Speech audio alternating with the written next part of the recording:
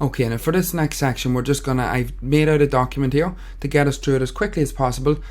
And you can see here that I've just got different lines, and each line is going to be a different bit of text that I'm going to work on.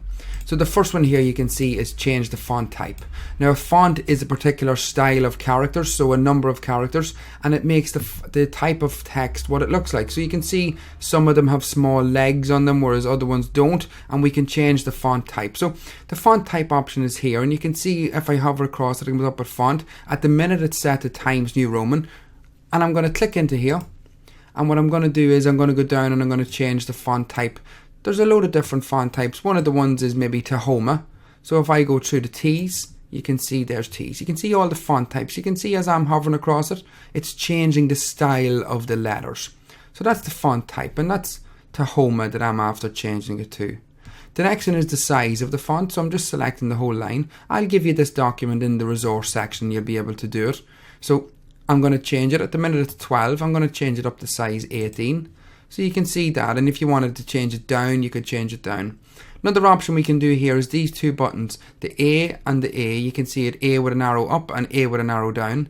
The A with the arrow up makes it one size bigger. The A with the arrow down makes it one size smaller. So that's a quick way to be able to do it. The next one we want to do is bold. Now bold will put something into, it's like a thick black font or a thick font. So we select the text first of all. We always need to select it. And here you have the B for bold. Italic is the next one. The I is italic. And you see it italicizes the text.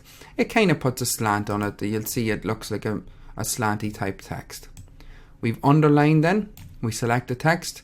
The U is for the underline. We've also a drop down arrow at the side of it here. And the drop down arrow will allow you to select different styles of underline for it. So maybe like a double underline, or you have a thick underline. There's different ones there. The next one we want to do is, you can see it's 22ND. Now very rarely will you find yourself in this situation because Word automatically does it for you. So if you just watch where I'm typing up here at the top, I'm going to type in 22ND.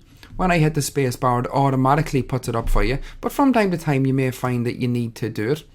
So if I select the ND, what I want to do is I want to apply Superscript or Subscript to it. Now you can see these two buttons up at the top here. We've X with a 2 at the bottom and X with a 2 at the top. So the 2 at the bottom is called Sub. Think of Sub-Zero. And the X with the 2 at the top is called Superscript. If I click on the X with the 2 at the top, you'll see it's Superscript. And it's going to put it into small letters. Now notice I only selected the two smaller letters. I didn't select the 22. The next one we want to do is called Subscript. I want to select the 2 here because I want to make it read H2O, but the 2 is meant to be a small 2 at the bottom. So I have it selected, and this time I'm going to click on the Subscript. And you can see it puts it down at the bottom. So Superscript and Subscript, they will take a wee bit of practice to get used to, but it's just a matter of only selecting the text that you want to make bigger or smaller. The next one is we have changed the color to red. So we've selected all this text. This A here with the red underline, that would change it straight to red. But if I click on the down arrow at the right hand side of it, it's going to give me the color palette. These are theme colors, and then these are standard colors. You can see when I hover across this one, it tells me it's red. This is dark red. This is red. Do you see the other ones? Blue, light blue, blue, and dark blue. So just make sure that you're picking the right color. So there's red.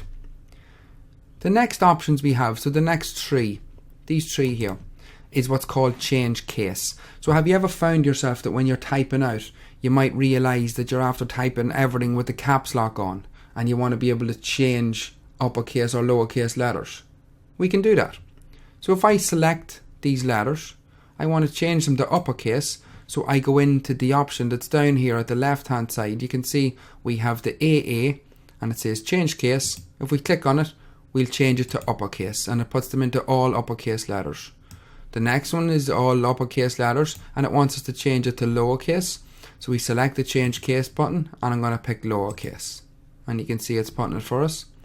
Capitalize each word is the next option. So I'm going to click into capitalize each word. I'm going to click on the change case button, and I'm going to put it on to capitalize each word. And you can see it puts a capital letter at the start of each word. The only other thing we have here is this highlight button. So earlier on when we were changing the colour of the text to red, we just clicked on the button and changed it. But if we wanted to select another bit of text, this option here will put a highlight behind it. So you can see it puts a highlight. So that's the different options between these two buttons. This one does the font colour, this one does the background colour. The next option we have then is this erase button, or the eraser. So if I select a bit of text that has some formatting on it and click on the eraser, it erases the formatting, so it puts it back to standard size. So that's all the formatting options there in the font section. Have a play with them. I'll give you this document to be able to practice with it, but the main thing is that you understand each of the different sections. So you have font type, font size up, font size down. Change case allows you to change the case of all the different buttons. This allows you to remove the formatting from a text. We've bold, italic and underline. Remember, these three should only be used when you're trying to emphasize words. It's no good having a full paragraph in bold because you lose the emphasis then. So only do it with single words or 2 or 3 words at a time. This is strike through. It's not really used, but if we highlight a word, click on strike through, you can see it just puts a bit of a line through the text. We have Subscript and Superscript. This is text effects. Again, it's not really used that much, but if we have a heading, so I'm just going to put a heading in at the top here, and I'm going to type my name in, and if I select it, notice it took on the formatting from the last one. If I have it highlighted, I can click on the option. It's grayed out in this one. Then we have text highlight color, and then we have font color. So that's all the font sections. In the next section, we'll have a wee look at creating paragraphs and what the different paragraphs mean.